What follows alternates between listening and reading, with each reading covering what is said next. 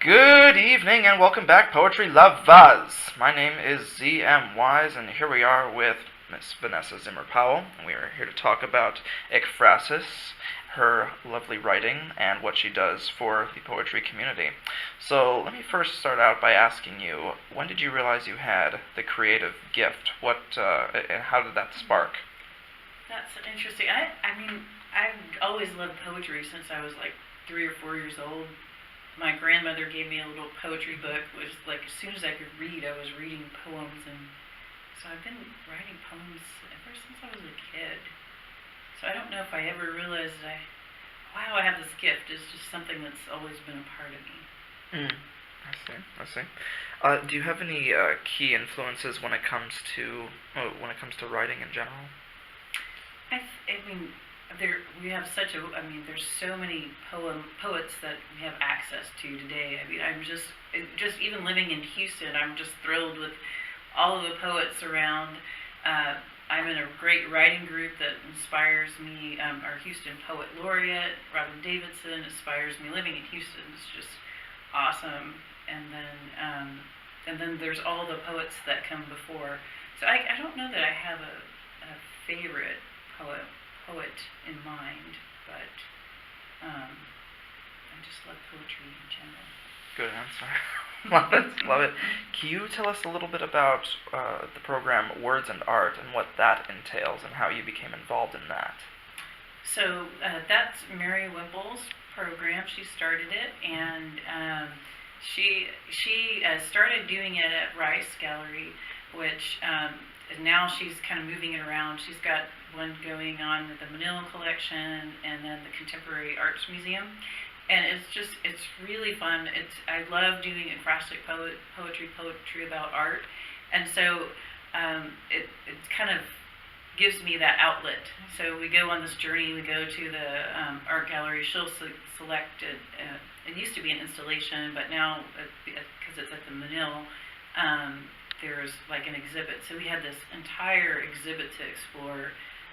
It was Mona Hatum's exhibit, this recent one, and it was just it blew me away. And it's just I get so stimulated just from being there. It was cold and beautiful, and anyway, so we just can. She has like groups where you can go do like a writing group, or you can just I always just go by myself and just absorb everything. I like going when there's not a lot of people, and then you get to write and you submit it. And I think I've done every single one except for one. Wow. Over the years. I think the first one I did was probably in 2010. Amazing. So, yeah. What has been the highlight of that so far for you? And did you have a certain, besides of course Mona Hatu, who I've seen myself, blew me right out of the water with her multimedia abilities and just her key influences just from all around the world. It struck me so powerful. Has there been a certain exhibit besides her that just stood out to you and has influenced your writing more than ever? Well, the funny thing is that I really enjoyed when I used to go to the Rice Gallery. I loved the whole process, that whole journey of like walking through the trees. It would just kind of center me, and then going in there, and then the shadow, the light, and that whole experience was wonderful. So that was part of it, and then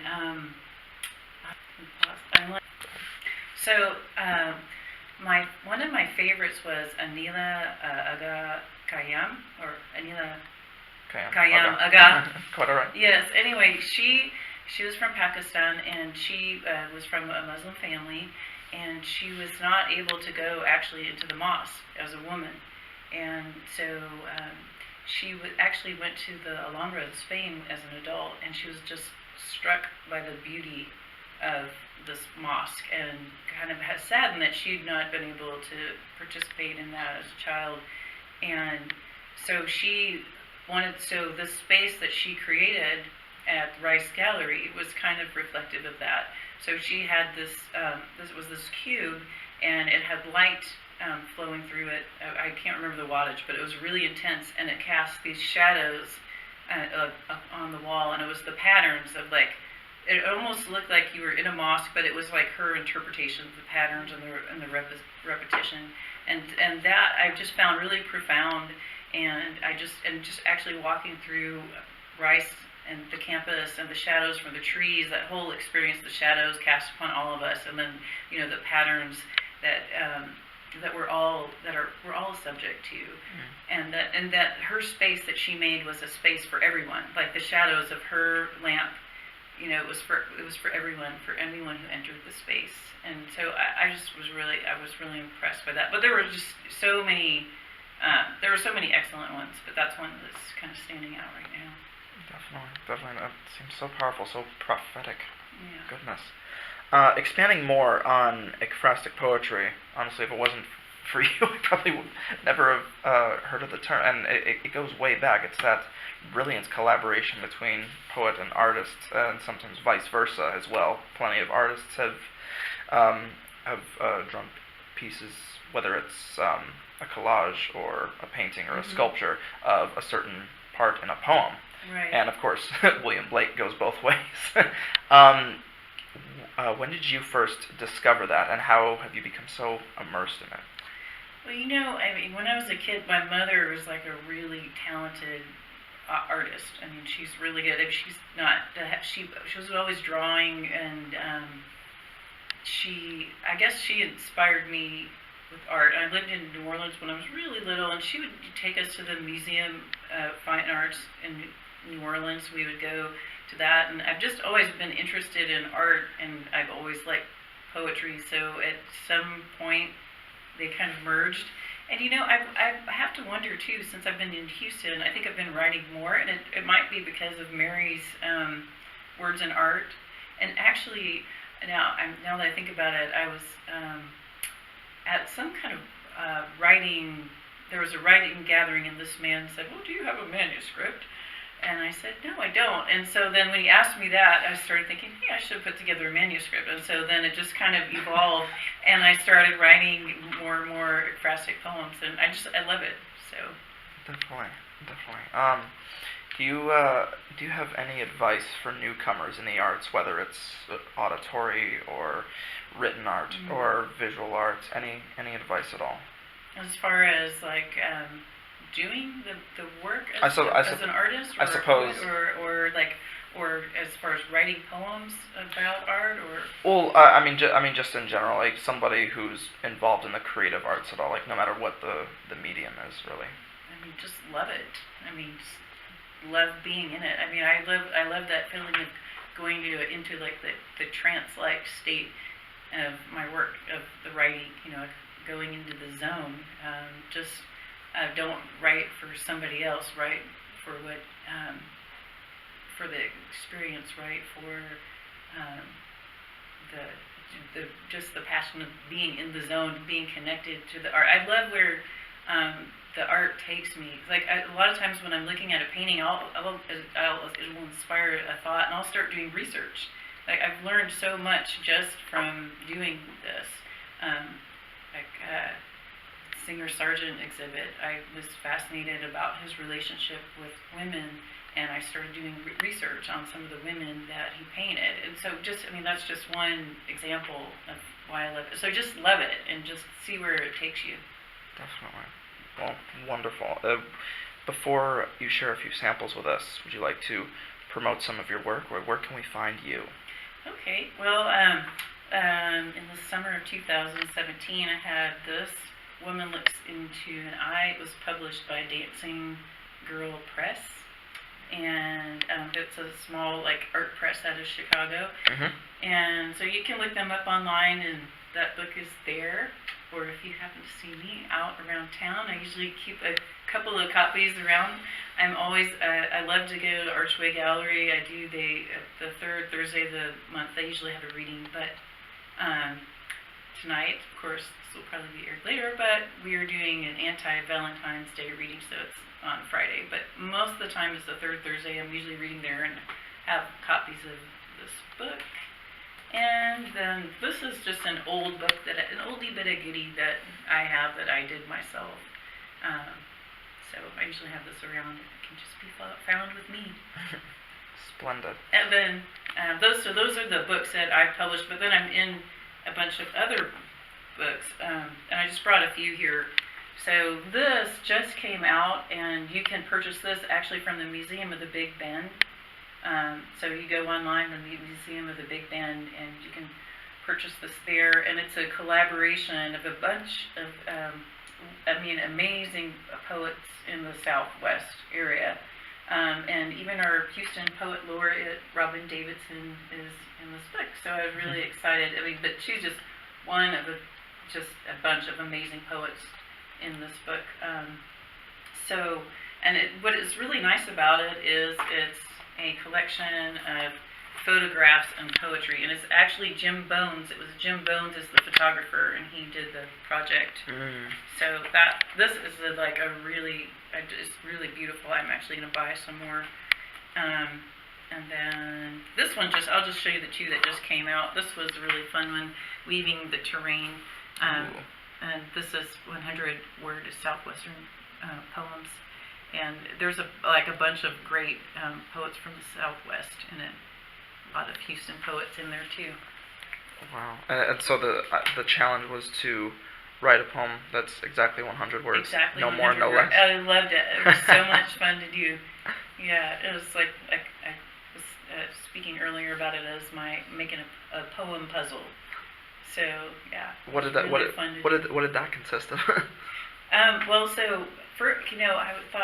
wrote a poem exactly to submit to this book, and so I thought, first I had to go into Southwest land. What are they wanting? What is the terrain? What is the feeling of all of this? And then what is an experience that I can draw from in there? So I went back to 1988 or 89. Am I answering your question? Oh yeah, definitely, yeah. So I'm daydreaming into my poem. So then so then after I got that established, then I just focused in on that feeling, and I tried to be succinct with that emotion and with bringing that in. And I write a lot of short poems, so it really wasn't that hard for me. And what was critical though was the language, and you had to be true. You couldn't have any extraneous words. Every word, you had making it really precise and really carving out your poem to just this one concept, So that was really cool. It was a carved and whittled down poem. That's amazing. That is yeah. amazing. Well, on that note, if you'd care to share 2 or 3 pieces with us. Sure. Since I just mentioned that, I will hopefully. I thought I had it bookmarked, but. You should do the one about your Pakistani woman. Oh yes, I'll do that. Definitely that one. Okay, I'm gonna have to look myself up here. I'm the last one, so that's not too bad. I'm on page 211. Okay. Here we go, 211. And so this is called When You Leave El Paso. I will walk the ridge, search its bare back, coarse hair and cacti blemishes. I live in your mother's house. She teaches me to add olive oil, salsa, and garlic to canned black beans. I see your UTEP college friends once or twice and feel your absence even more. I am covered in dust at nightfall. My skin begins to dry, to look like Franklin Mountain dust.